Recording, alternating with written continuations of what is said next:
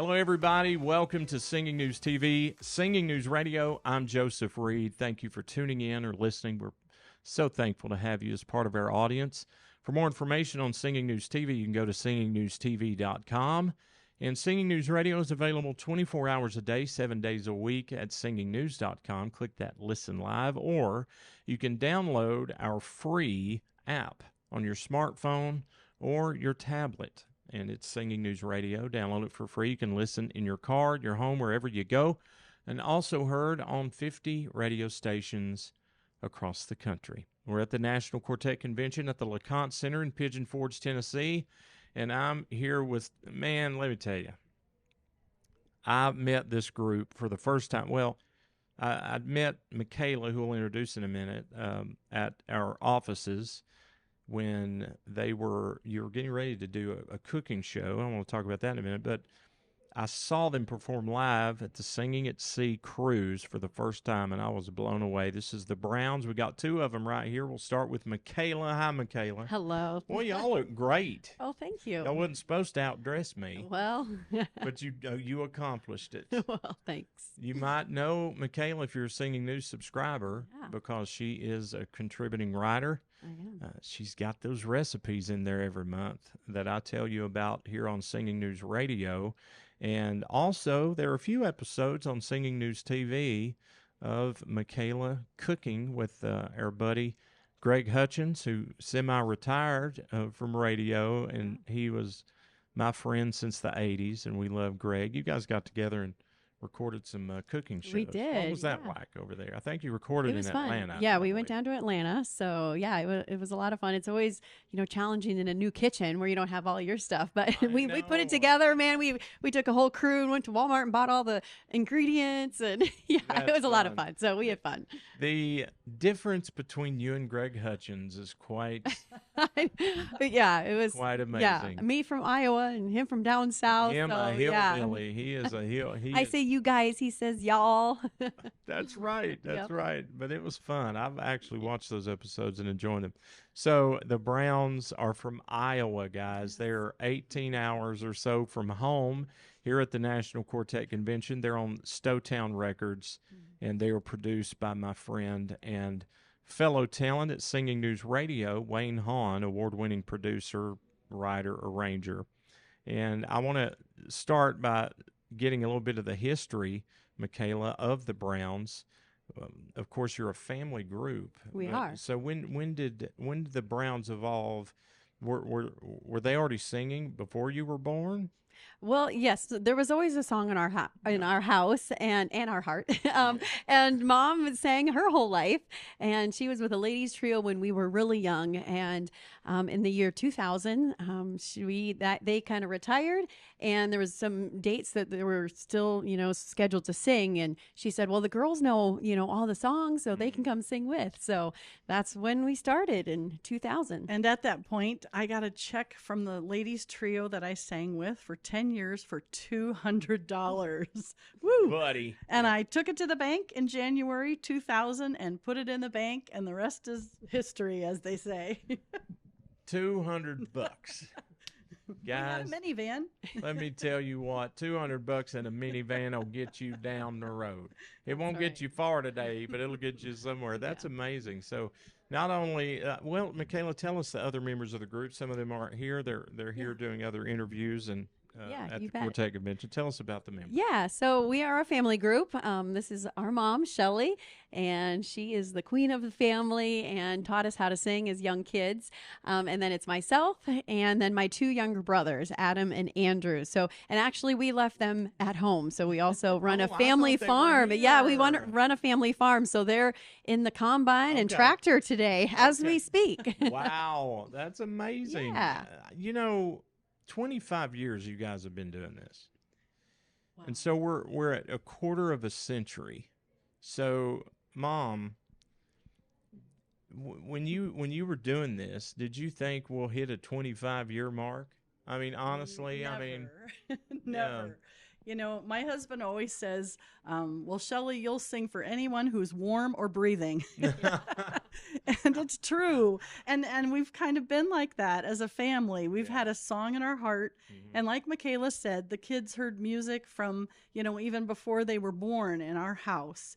And so we've always, you know, loved the Lord as a family and loved his music and wanted to share that with others. So it's been an interesting journey. And, you know, when we started out 25 years ago, our youngest, Andrew, was 4 years old, and we wouldn't even let him sing. We'd be like, you have to stay beside the stage. And then, you know, when we're done, you come out. But after a while, he'd start pouting because he wanted to sing. And so we had to let him sing. So we gave him a microphone without a cord. Yes. And then he grew up and he's like, wait a minute, they all have a cord on their microphone and I don't. So then we just had the sound guy, which is usually my husband, mute him in the back. Yes. All the tricks. They done all the tricks. They pulled all the tricks out of that. Very cool. And here you are 25 years later. You have multiple honors as awards, favorite new artist back in the day. You've been awarded, let's see here, I'm looking at 10 top 10 mixed group of the year. We've got top Horizon group of the year. We have all these accolades here before me, but I know that those are really not the goal, Michaela. No, for Ministry and reaching people is the goal. Yes. So our motto has always been love the people. And, you know, God loved us and sent his son. And so we want to share that message, the good news. And, you know, God created music. He put a song in our heart. And so that's the message that we want to share. And, you know, like, you know, we said we're from Iowa, so we're a little off the beaten path from the normal Southern gospel crowd and whatnot.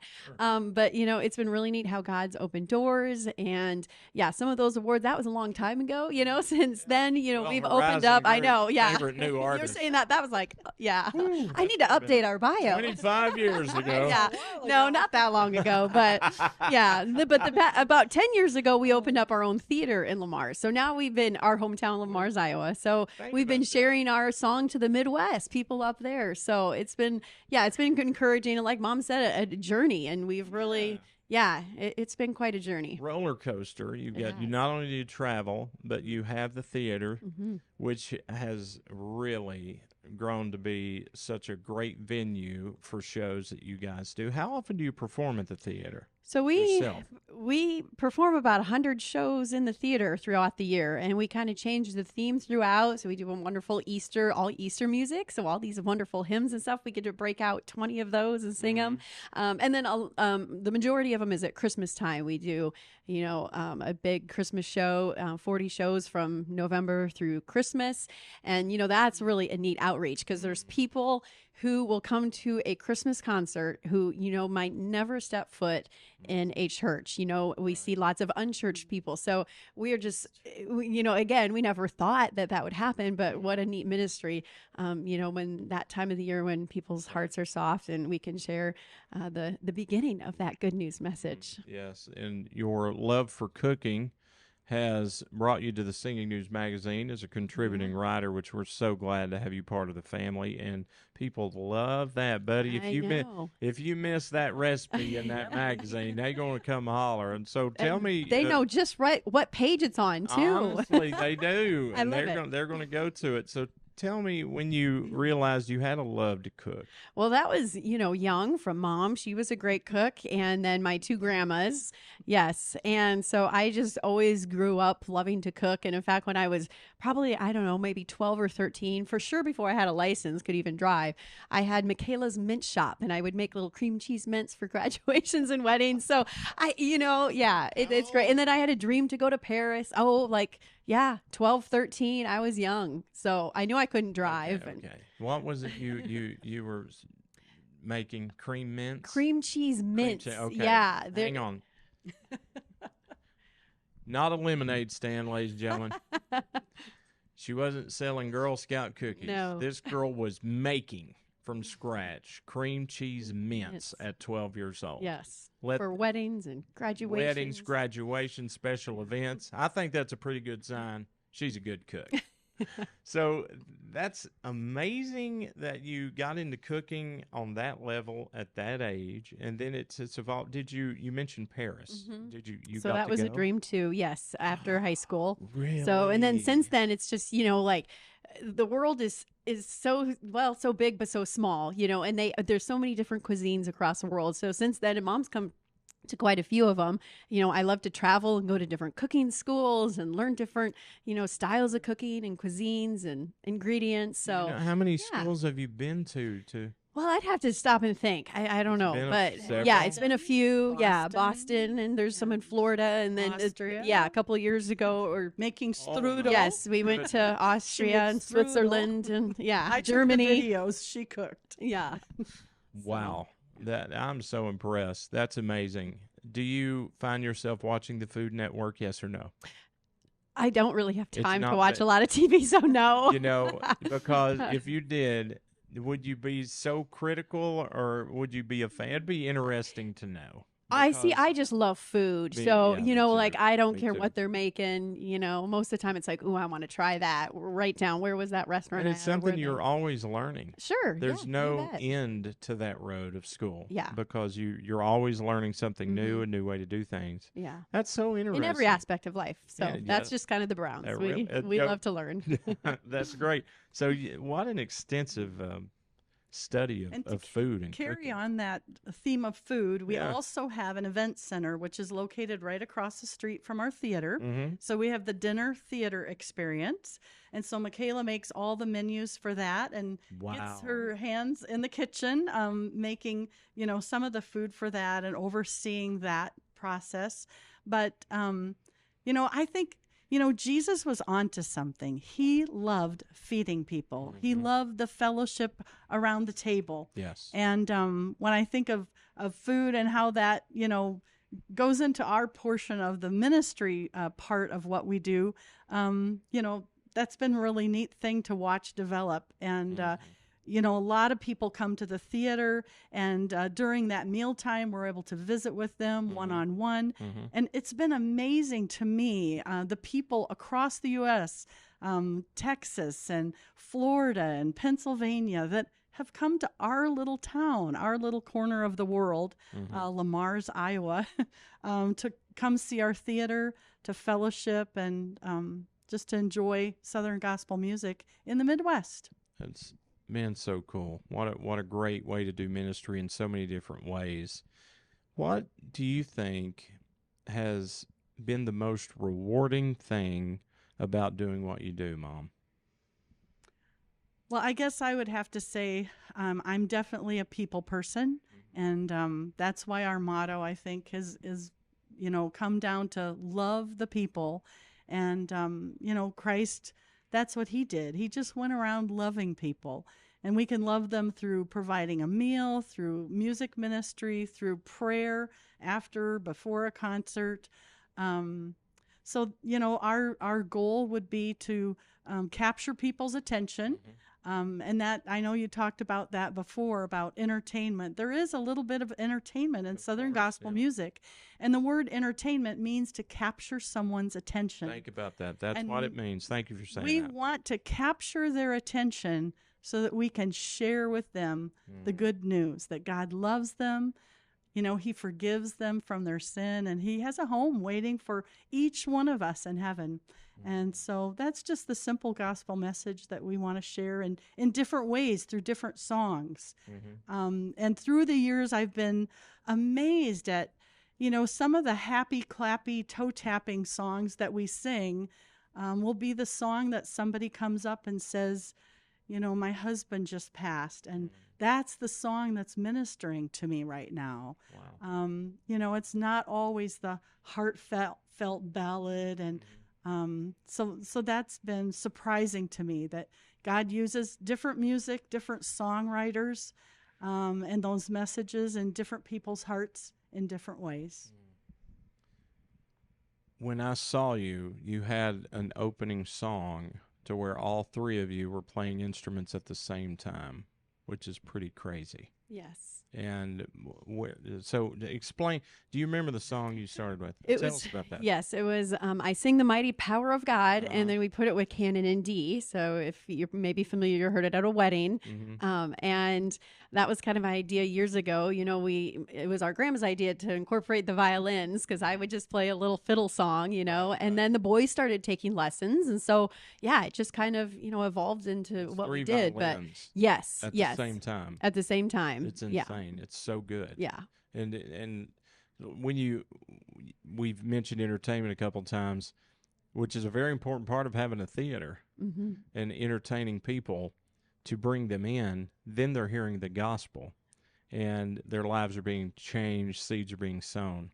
So, where did the love for the violin or fiddle come? That was from different kids in our church who took violin lessons, and we were taking piano lessons at the time, and it just looked great. And then we all started together taking violin lessons, but then I just really caught on to it, and it just became a love. And yeah, and then it was just, oh, how can we, make it unique, and add it to Southern gospel music, which is kind of rare. Yes, it is. But, it is. We were teasing Richard his song earlier that he is the only trombone player in Southern gospel music. Yeah, that's true. But when all three of you playing that instrument at the same time, I've just never seen that happen, especially in this business. It was so cool. Well, thank I you. love it. I think that what the people will find if they're not familiar with your music, but if you listen to Singing News Radio, you've heard the Browns we play we love your music, and it's always well played here. But if you don't know them, what you'll find is the type of music that every age can relate to. So if it's kids, teens, if it's young adults, if it's middle-aged like me, if it's senior citizens, it's like everyone can receive something from the music you guys present, which is pretty special. Yeah, well, and it's different. Yes. It's different. Yes. Yeah. And they have a website you can go to. You can learn all about them. You can purchase physical copies of their music. It's thebrownsmusic.com, thebrownsmusic.com. Wayne Hahn is your producer, and you're working on a new record. We are, yes. A special one for our 25th anniversary coming up in 2025. So we're excited. We have one great old song that we kind of started with, so we're going to bring that one back in a new way. And then Mom and I wrote a bunch of songs for this album, so we're excited to have some new original music. So, yeah, it's going to be great. You and Mom co-write together. That's awesome. Yes. Have you found that to be pretty natural? Yeah, I think so. I mean, we're both we're both idea girls, so we can always like, oh, what about this and that? And Yeah. You toss it around and make it happen. Yeah, Mom's really she's a great songwriter. So well, I'm working at it. When you go to that song selection of a record, it's one of the most challenging things, isn't it, Mom, to go through these songs and find them? Even if they're your own songs, you got to pick, hey, what have you written? And then be honest, you all have to agree, Yeah, So, right. yeah. But, today you could listen to 5 songs that may not hit you like they will tomorrow. That's absolutely Isn't that right. true? That's true. Yes. So it's really a challenge. Doing a record isn't like going in, the musicians play, you sing it, and it's over. It takes a lot of blood, sweat, and tears when you do that. And you guys have always put out great music. What's it like working with Wayne, Mom? Well, what do you great. think? And the wonderful thing I was going to say about a song and about music is, that message lives on. And even though the people might not be here to sing it anymore, as I think of different people this year who've gone on, the song lives on. Mm-hmm. And that's one thing that we can leave behind to point other people to Jesus for many years to come, even when we're no longer here. Yeah. And to me, that's really neat. Yeah. I think that's great. One of the incredible things about the Browns is that they bring a class to this music. They have so much experience in so many ways. Wayne just thinks the world of you guys, and I think if you don't know the Browns, then you can find a way to capture their music through streaming, iTunes or Spotify, or anywhere you stream your favorite music. And of course, you can hear the Browns on Singing News Radio, which is which we always highlight their music. Wayne is such a great producer, award winning. He is. What started, Michaela? Before we go, tell us what started your relationship with Wayne.